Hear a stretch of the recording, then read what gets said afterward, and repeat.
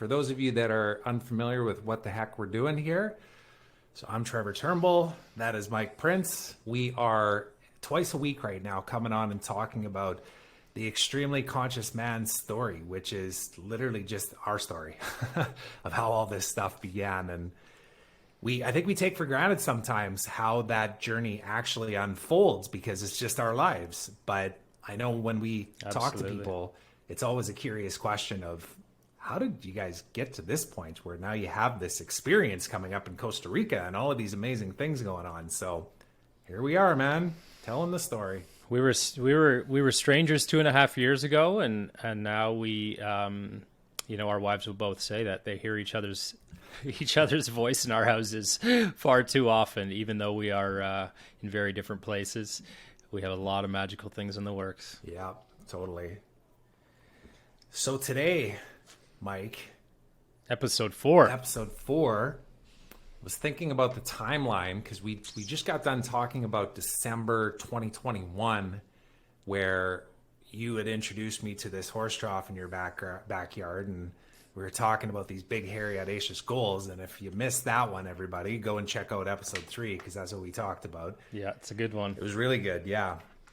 And then coming into January, of course, we had Christmas time and we hung out and we drank too much Fireball at Christmas Eve. And then we come into New Year's, right? And, everybody's got their resolutions and we're trying to figure out how to, elevate in our lives and all that kind of stuff. And I know for both of us at that time, it was very disruptive and tumultuous, I guess you would say, but mostly in our heads. Not necessarily even in the physical world around us, even though there was some of that. But a lot of it was just, I think you and I had been having conversations that had some depth to them where we thought, okay, I'm finally saying out loud how I feel and what I want to create in my life with this person that's not meeting me with, oh, that sounds crazy, man. Don't like, you can't do that. You couldn't possibly do. But instead it was the opposite of like, that sounds amazing. You should do that. Matching, yeah. So we were aligned on those things, but it also forced us to kind of step into it now, which was scary and filled full of fear. And naturally, we look to the outside world for confirmation that, yes, you are this person. Yes, you should step into this. And of course, you never receive that fully because it's a false narrative, right? So we have to feel it within before we can actually truly own it. But yeah. Anyways, go ahead, man. What do you remember from that time? And then, no, we were definitely, we had gotten through the Christmas piece. And as we said in our last episode, we were still kind of teetering between our worlds, right? Of really stepping into this new version of ourselves. Yet we both had one foot still across the line, holding our place, our security.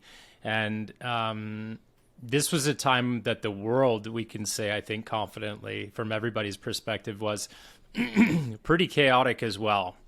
And we shared our own opinions on that. That was another bonding piece, I think, as well. But it also created some stories in our lives at the time, and in our interactions with our families, our friends, and our careers, right? Mm-hmm. And so amongst us really trying to step forward, we were almost losing a bit of confidence we had to do that because of these other components to our lives and even more uncertainty coming in.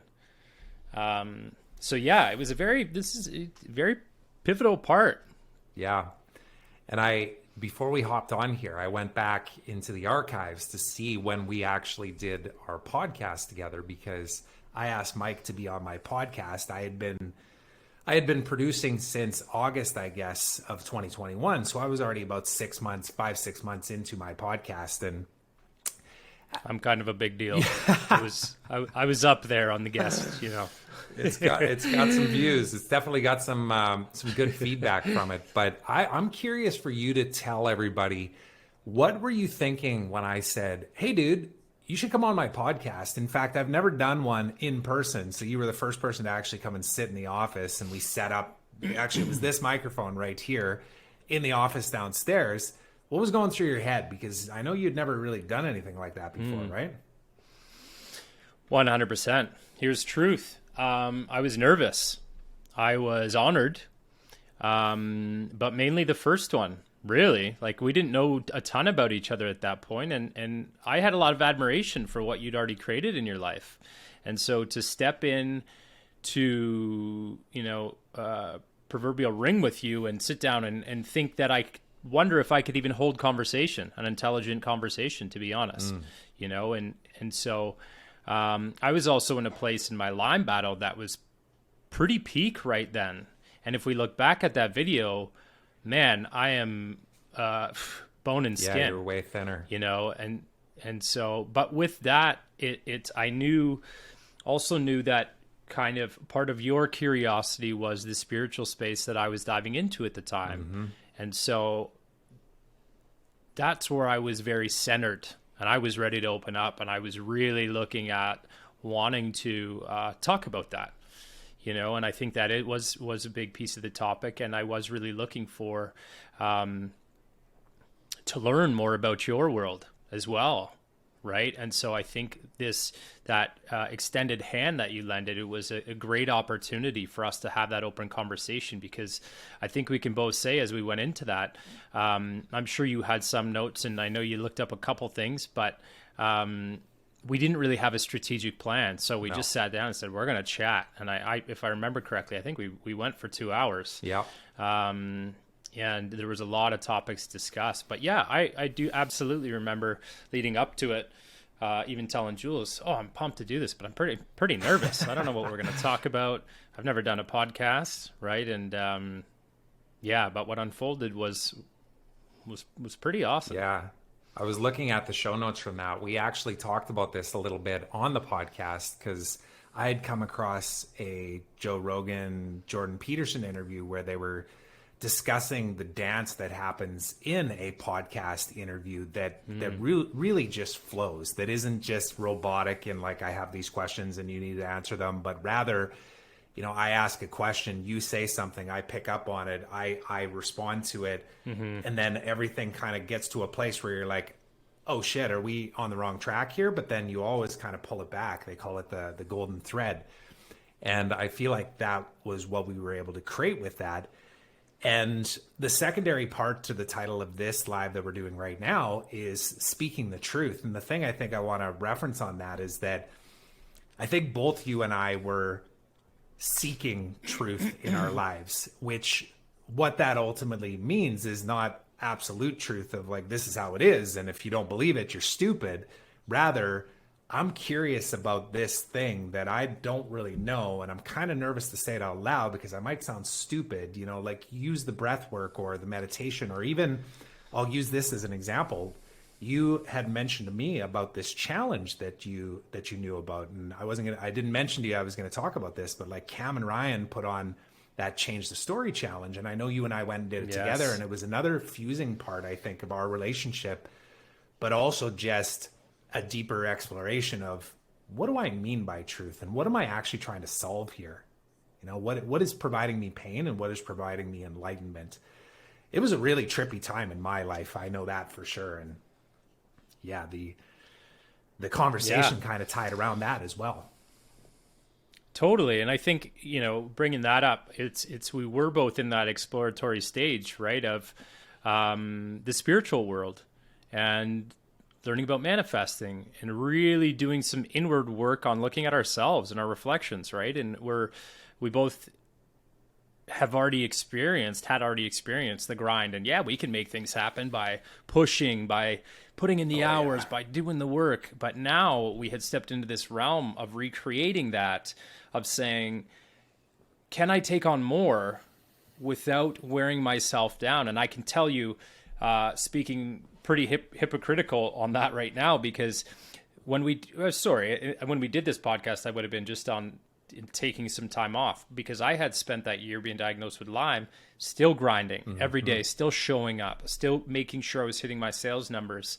It wasn't until December that year, just prior, that I decided to take a month off. I went and did some spiritual medicine, and I finally embraced those things that we were talking about. And then Cam and Ryan's program was amazing, right? And I remember thinking, shit, Trev said he's gonna join this, and that being another part in our journey that was pretty cool, right? Because that was showing you were leaning in. I'll buy the horse trough and I'll jump in the program. Let's go. I don't even need to know what it is. Let's just do this thing. Yeah, absolutely. Yeah, but that's it. I mean, those were guys that were well ahead of us in the journey at the time and allowed, really opened the door and showed us even more. And then, of course, we have some other special people in our lives like Danielle that really helped guide that way. And this was a point where we were really starting to look beyond ourselves, right? And speaking to these other people who were shining a light and really saying, okay, how can we now balance these worlds? We're these sales professionals, marketing professionals that have been taught all our lives to grind, work, produce. And now we're saying we want to take a step back, observe, and be more present with our families, yet produce more financially, and now take on this thing as well. Yep. And that was, I think, the beginning of those stages. Totally. Truly. Yeah. And it was a conversation about, can you truly expand time? What does that mean even? And can you slow down and speed up? I'm so glad you brought that up, because one of the things on the notes here too was, are we measuring the right things? Not only in the sales game, which both you and I have been in for a long time, and you lead people in this space as well, but also just in everything else that we were measuring in life that was supposedly important. And I remember speaking out on my podcast even too about, have we ever measured the impact of a hug and what that does on our physical body? And from the sales perspective, I know you've leaned into and continue to try to integrate. I shouldn't even say try. You are integrating these things into your own life and then supporting others to do the same, of slowing down to speed up. Maybe speak about what that looks like, and even some of the resistance that you were feeling inside at that time of, can I even introduce this to the people that I'm leading right now? Of course, it's been a journey in itself, right? And something that is very much so separates me from other leaders is that when we're born into leading, of course, we learn the numbers.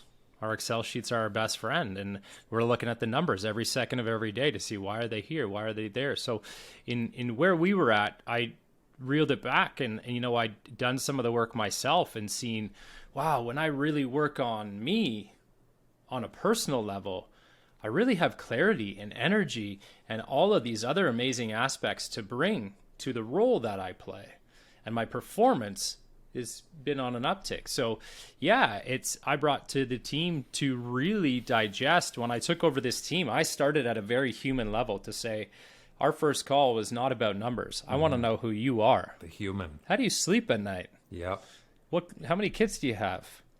What's that relationship like? And really trying to look at that. And then, of course, there's the trackable components of that we play with today in our inner circle. I've brought that to my guys of, okay, are you meditating? Are you going to the gym? Fitness is a massive component of our success and anything else. Our nutrition. So looking at these elements and then seeing how that influences their numbers. So really trying to reverse engineer, but having the focus on the performance of the human. Are they happy? Are they sleeping well? What challenges, trials, tribulations are going in their life that we can explore and come to the bottom of, so that they have this space in their day, and making sure they're not working 12 hours. Guys, shut off your phones on the weekends. This is coming from me. I'm doing the same and leading. So not just talking about it, guiding the way and setting the standards for that, because it's amazing when you open the door and you provide that gift, how during the hours they are working, performance skyrockets, because they know they have that limited time and they're getting proper rest. So it's been an amazing one to explore.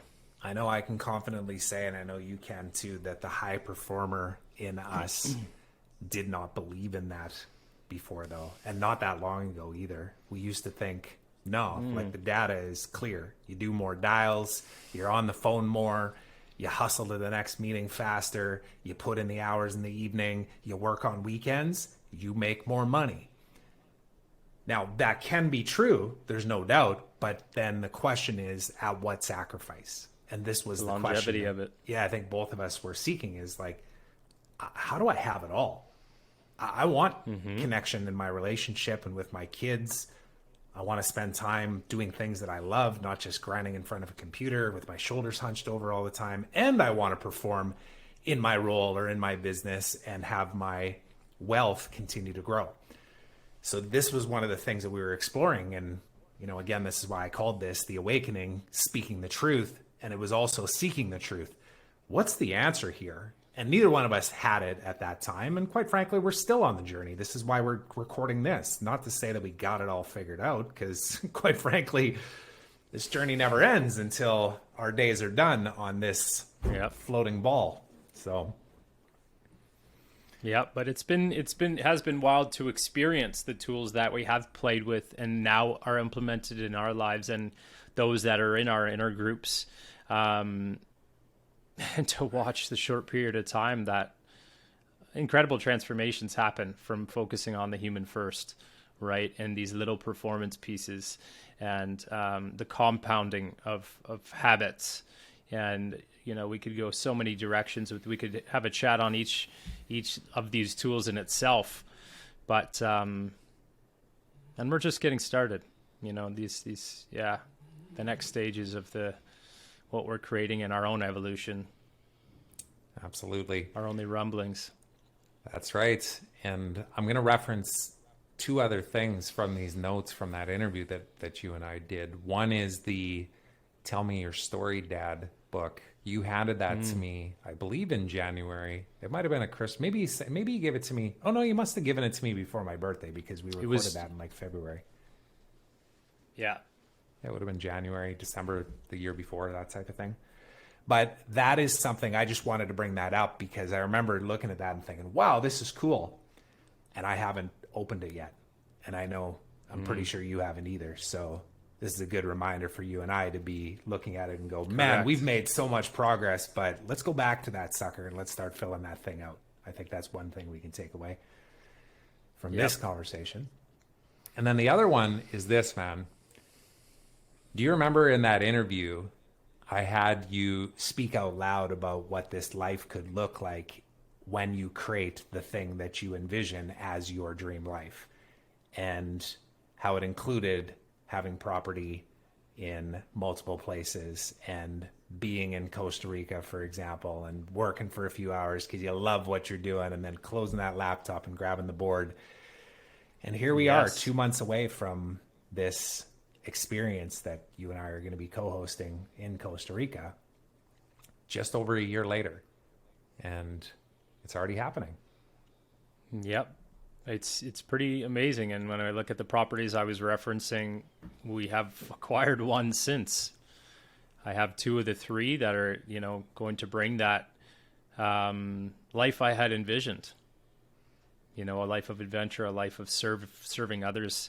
And we'll be in Costa Rica on another part of that vision 2 months.